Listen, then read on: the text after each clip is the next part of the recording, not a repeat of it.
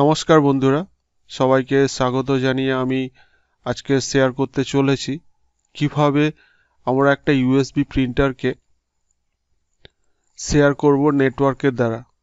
তো এর জন্য প্রয়োজনীয় একটা ইউএসবি প্রিন্টার, সে লেজার হতে পারে অথবা ইনজেক্ট প্রিন্টার হতে পারে, এবং একটা নেটওয়ার্ক। এই দুটো জিনিস দিয়েই করা যেতে পারে। আপাতত আপনারা আমার এই ছোট্ট একটা নেটওয়ার্ক দেখছেন, যার মধ্যে দেখতে পাচ্ছেন দুটো পিসি কানেক্টেড আছে।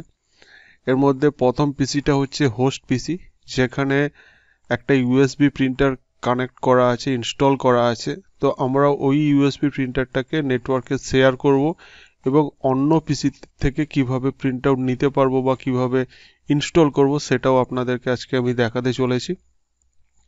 তো প্রথমে আমরা চলে যাচ্ছি এই হোস্ট প্রিন্টারের ডিভাইস অ্যান্ড প্রিন্টারের মধ্যে। এখানে দেখুন সেকেন্ড প্রিন্টারটাই হচ্ছে আমার ইউএসবি প্রিন্টার, যেটা ইউএসবি থ্রু কানেক্টেড আছে।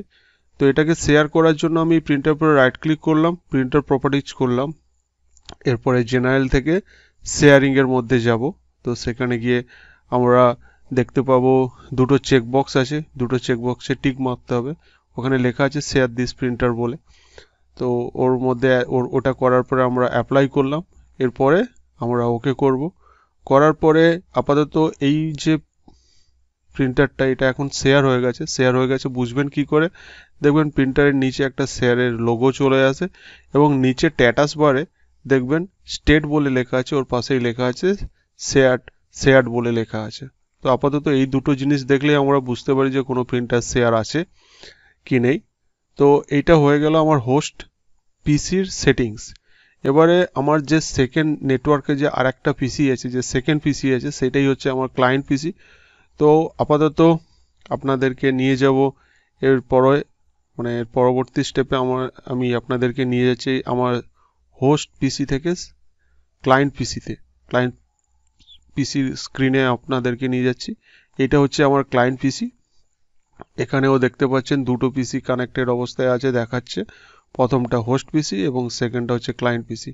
তো এই দুটোকে দেখার জন্য আপনাকে ডেস্কটপে যে আইকন আছে নেটওয়ার্ক, ওর উপরে ডাবল ক্লিক করলেই দেখবেন এরকম যতগুলো পিসি আপনার কানেক্ট আছে সবগুলো দেখতে পাবেন। তো আমার ক্ষেত্রে আমার দুটো পিসি কানেক্ট আছে, তাই আমার দুটো পিসি দেখাচ্ছে। তো এই নেটওয়ার্ক থেকে আমি এবারে যাব আমার হোস্ট পিসি যেটা, তার উপরে ডাবল ক্লিক করব। তো আপাতত আমি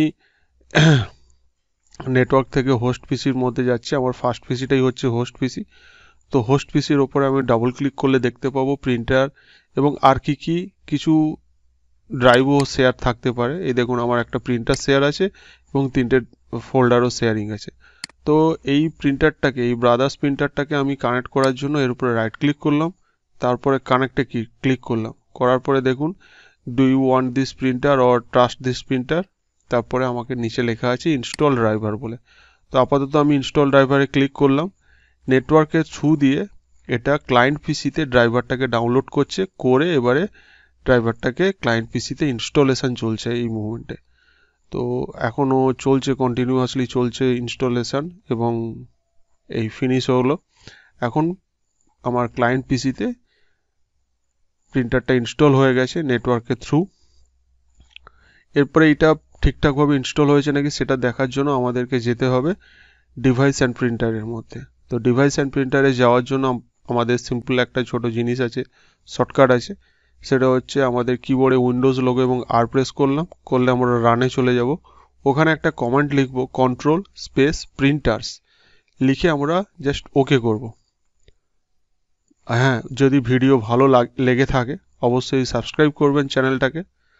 এরপরে দেখুন আমার ফার্স্ট প্রিন্টার যেটা, এটাই হচ্ছে আমার শেয়ার প্রিন্টার, যেটা আমি হোস্ট পিসি থেকে ক্লায়েন্ট পিসিতে আমি ইনস্টল করিয়েছি থ্রু নেটওয়ার্কে। এখানে দেখুন, এখানে আপনি মাউসের অ্যারোটা নিয়ে গেলেই দেখতে পাবেন প্রিন্টারটা কোথা থেকে শেয়ার হয়েছে ইত্যাদি ইত্যাদি। তো এরপরে এই প্রিন্টারটাকে আমরা সেট অ্যাজ ডিফল্টও করতে পারি, ঠিক আছে?